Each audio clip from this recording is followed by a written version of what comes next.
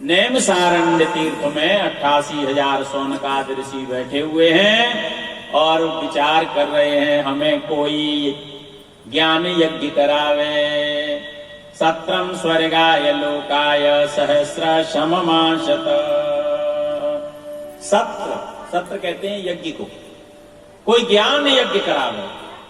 उसी समय श्री सूत जी महाराज आ गए और सूत जी महाराज से प्रार्थना करते हैं कथा ज्ञान यज्ञ के लिए।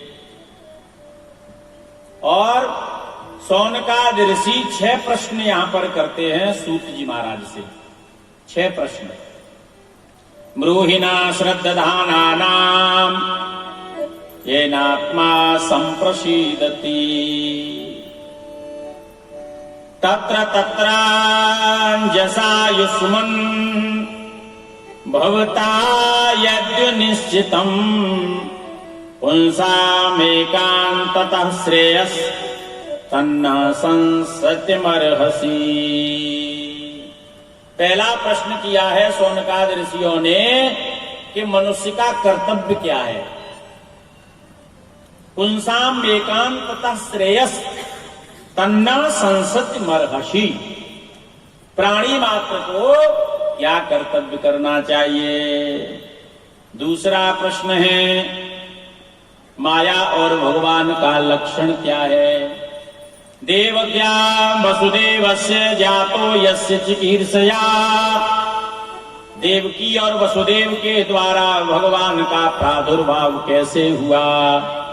चौथा प्रश्न ब्रूहिणा श्रद्धानानाम लीलया दद्यतः कला। चौथा प्रश्न है भगवान की जो लीला है उन लीलाओं का वर्णन करिए। लीला विद्यतः स्वैरमीश्वरस्यात्म मायया। ईश्वर और माया इसमें क्या भेद है। ईश्वर कौन है, माया कौन है। छठवां प्रश्न ब्रूहि योगेश्वरे कृष्णे ब्रह्मण्डे धर्म वर्मणि स्वाम काष्ठामधुनोपेते धर्मकं शरणं गतः। योग योगेश्वर भगवान श्री कृष्ण इस धराधाम को छोड़ करके गए तो धर्म किसकी शरण में गया।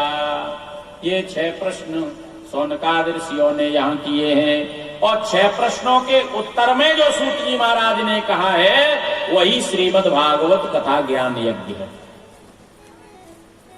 सूत जी महाराज भगवान सुखदेव जी का ध्यान करते हैं। सबसे पहले यम प्रव्रजन्तमनुपेतमपेत कृत्यम द्वैपायनो विरह कातरया जुहाव पुत्रेति तन्मयतया तरवोऽभिनेदुस्तं सर्वभूतहृदयं मुनिमानतोऽस्मि। यम प्रव्रजन्त मनुपेत मुपेत कृत्यम। जिनका न जात कर्म संस्कार हुआ न नालक छेदन संस्कार हुआ, जन्म लेते ही तपस्या करने के लिए जंगल में जाते हैं। श्रीमद् भागवत महापुराण में सुखदेव जन्म की कथा तो नहीं है, लेकिन अन्य पुराणों में वर्णन आता है। विलक्षण जन्म की कथा है। एक बार का जिक्र हरि गुण गाते बीड़ा बजाते देवर्षि नारद कैलाश पर्वत की ओर जा रहे हैं। श्रीमन्नारायण नारायण नारायण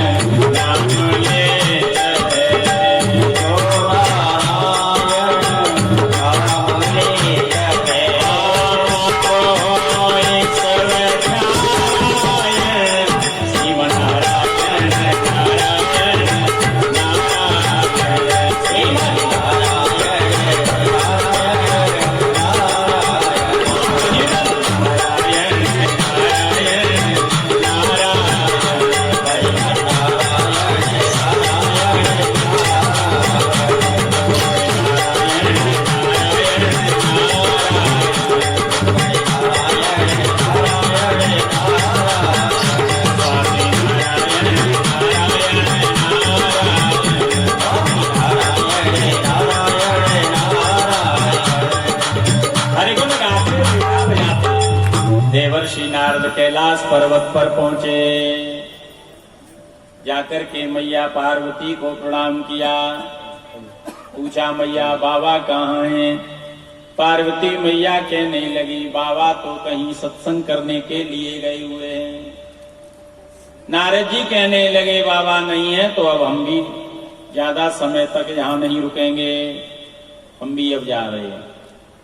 मैया पार्वती ने कहा नारद इतना जल्दी क्यों? अरे बाबा नहीं है तो मैया तो है, बैठो बात करो तब तक आ जाएंगे। नारद जी महाराज ने कहा नहीं मैया अब हम यहाँ ज्यादा नहीं रुकेंगे, अब हम जाना चाहते हैं। पार्वती मैया ने कहा नारद पहले तो तुम खूब रुकते थे, यहाँ एक एक दो दो महीने रुकते थे और अब जल्दी जाने के लिए कह रहे हो, क्या बात है, मन नहीं लगता है? बोले हाँ मैया ऐसा ही है, लेकिन किंतु परंतु जहाँ लगती है ना तो वहां प्रश्न हो जाता है। मैया मन तो लगता है लेकिन पार्वती ने कहा नारद लेकिन का क्या मतलब है? बोले कुछ नहीं बस ऐसे। नहीं नारद बताओ तो सही बात क्या है? नारद जी महाराज ने कहा मैया सुन करके थोड़ा तुम्हें बुरा लगेगा, क्योंकि सत्य कड़वा होता है कभी कभी। पार्वती मैया ने कहा नहीं नारद बता दो अब तुम क्यों नहीं आते हो? नारद जी महाराज ने कहा मैया मैं आ तो जाऊं, लेकिन जहां थोड़ी बहुत बेमनुष्यता होती है, कहीं न कहीं थोड़ा सा भी विरोध होता है तो मैं वहां आता नहीं। मतलब हमारे यहां वो विरोध, भगवान शंकर पार्वती मैया और अपने परिकर के साथ रहते हैं, उस से बढ़िया प्रेम से कोई भी परिवार नहीं रहता होगा। भोले बाबा पार्वती में जितना प्रेम है, भोले बाबा के परिकर में जितना प्रेम और सम्मान है, उतना किसी में नहीं है। तुम कह रहे हो द्वेष? भाई भोले बाबा के यहां तो द्वेष का नाम भी नहीं है, क्योंकि भोले बाबा का वाहन है बैल और पार्वती मैया का वाहन है सिंह, और सिंह और बैल में बैर होता है लेकिन फिर भी प्रेम से रहते हैं। भोले बाबा के गले में मुंडों की माला पड़ी हुई है और गणेश जी महाराज का वाहन है चूहा, और चूहे में और सर्प में बैर होता है लेकिन फिर भी एक घाट में पानी पीते हैं। कार्तिकेय का वाहन है मोर और भोले बाबा के गले में सर्प पड़े हुए हैं, सर्प और मोर में बैर होता है। भगवान शंकर जिस तरह से रहते हैं उस तरह से तो कोई भी नहीं रहता है। इसीलिए तो उनका पूरा परिकर, यहां तक कि उनका वाहन भी पूजा जाता है। हम भगवान शंकर की पूजा तो करते हैं लेकिन उनके गुणों को धारण नहीं करते। पूजा करने का मतलब क्या है?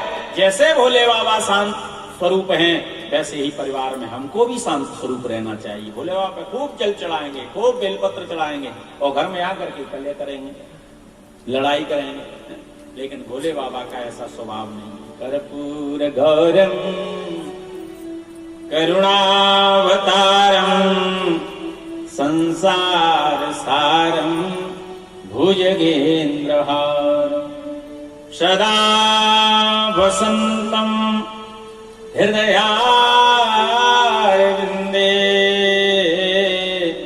भवं भवानी सहितं नमामि।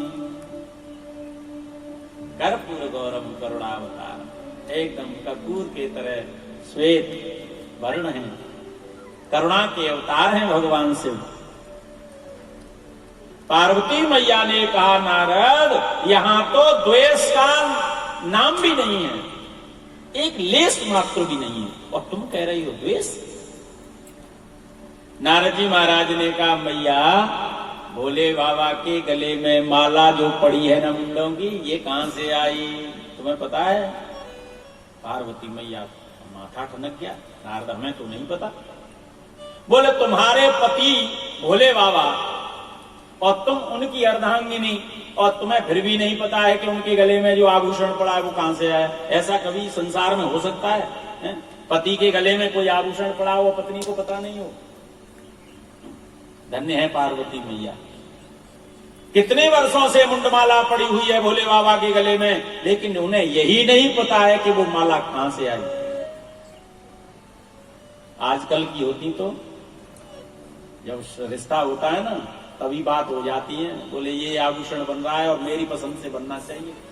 लेकिन धन्य है पार्वती मैया, एकदम माथा ठनक गया। नारद ये तो हमें पता नहीं। नारद जी ने कहा तो ये द्वेष नहीं है तो क्या है? भाई तुम्हारे पति हैं और तुम्हारे पति होकर के तुम्हें नहीं बताया। अरे चलो तुमने नहीं पूछा तो कोई बात नहीं, लेकिन उनका तो फर्ज बनता है। पार्वती मैया ने कहा नारद तुम्हारे सामने ही आज फैसला होगा, तुम्हारे सामने ही हम पूछेंगे, बैठो रुको तुम। नारद जी ने कहा नहीं मैया मुझे मत रोको, श्रृंगार के देवता हैं, भस्म कर देंगे, अब आप निर्णय करती रहना, मैं तो जा रहा हूं। नारद जी आग लगा के चले। जो ही भोले बाबा आए, भोले बाबा ने देखा तो पार्वती मैया गुस्सा में बैठी। पता चल जाता है तुरंत, घर में घुसते ही पता चल जाता है कि आज हमारी देवी का मूड कैसा है। 4000 का करंट का बोल्ट लगा हुआ है हमारा, हाथ लगाते ही एकदम झटका लगा। पार्वती मैया तो आके आवाज लगाई देवी पार्वती। या पार्वती तो गुस्सा में बैठी हुई एकदम मुंह मोड़ ली। देवी पार्वती मुझसे मत बोलो। अरे क्यों भाई बात का है, बात तो बताओ। गुस्सा बोल बहुत गुस्सा है। क्यों भैया हमने ऐसा तो कोई काम नहीं किया, तुम बहुत बड़े द्वेषी हो। द्वेषी? हाँ बहुत बड़े द्वेषी हो, इसलिए अब हम तुमसे बात कभी करेंगे नहीं। बोले हमने कौन सा द्वेष तुम्हारे साथ में किया है? बोले द्वेष नहीं है, आज तक आपने बताया कि आपके गले में जो मुंडों की माला पड़ी है वो कहां से है? एकदम ध्यान गया, शंकर भगवान समझ गए देवी पार्वती या नारद तो नहीं आया था। पार्वती ने कहा नारद आए तभी तो पता चला, आज उन्होंने ही बताया है। ये माला तुम्हारे गले में आई तो आई कहां से?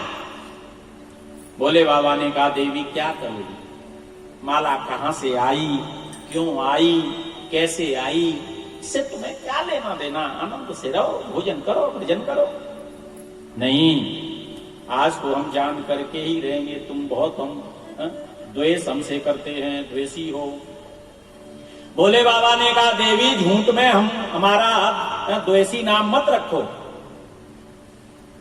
हमको द्वेषी मत बनाओ। जितना हम प्रेम तुमसे करते हैं उतना तो कोई करता ही नहीं। क्या मतलब? बोले तुम अब जानना ही चाहती हो तो सुनो, ये जो मुंडों की माला पड़ी हुई है ना मेरे गले में, ये वो कोई और मुंड नहीं है, ये तुम्हारे ही मुंड है। तुम जब मर जाती हो तो तुम्हारे मुंड को लेकर के अपने गले में धारण कर लेता हूं। संसार का कोई भी ऐसा पति देखा है कि मरने के बाद पति जो है पत्नी के मुंड को अपने गले में धारण करे?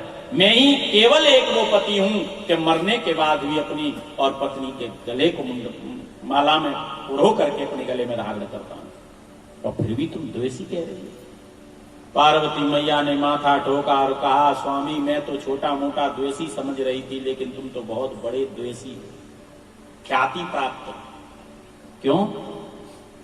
बोले मैं मर जाती हूं और तुम मरते नहीं हो, मुझे बार बार मरना पड़ता है और तुम जीवित रहते हो। ये द्वेष नहीं है तो क्या है? यदि मुझसे तुम प्रेम करते होते तो जो बूटी तुमने पी रखी है वो बूटी मुझे भी पिला सकते थे, जिससे मैं भी नहीं मरूं, मैं भी आपके साथ अजर अमर होकर के रहूं। मुझे मरना पड़ता है और तुम मरते नहीं हो, इसका मतलब क्या है? भोले बाबा ने कहा देवी पार्वती मैंने अमर कथा का पान कर लिया है, उस अमर कथा के पान करने से मैं अमर हो गया हूं, मैं मरता नहीं हूं। पार्वती मैया ने कहा तो वो अमर कथा मुझे भी सुना दो, हम भी अमर होना चाहते हैं। भोले बाबा ने कहा नहीं देवी उस अमर कथा का हम पान तुम्हें नहीं करा सकते, वो अमर कथा हम तुम्हें नहीं दे सकते हैं, क्योंकि वो अमर कथा जो है वो केवल मेरे हृदय में है या मेरे भगवान के हृदय में, उसका प्रचार प्रसार हम नहीं कर सकते हैं। नहीं स्वामी कुछ भी हो जाए अब तो अमर कथा तुम्हें सुनानी पड़ेगी, एकांत में चलिए और वहां मुझे अमर कथा का पान कराइए। पार्वती मैया हट पड़ गई। संसार में 3 हट होती हैं, एक बाल हट, एक राज हट और एक क्रिया हट। बालक हट पड़ जाए तो उस काम को करा के रहेगा, राजा हट पड़ जाए तो उस काम को करके ही महाराज मानेगा। ऐसे ही क्रिया हट होती है, यदि क्रिया हट पड़ गई तो उस काम को करा के ही रहेगी। कुछ नहीं स्वामी, अब तो अमर कथा सुनानी पड़ेगी। जब हट पड़ गई तो पास में गुफा थी, भगवान शंकर ने डमरू लेकर के बजाया, सारे पशु पक्षियों को वहां से भगा दिया और ले जाकर के पार्वती मैया को उस गुफा में अमर कथा सुनाने लगे।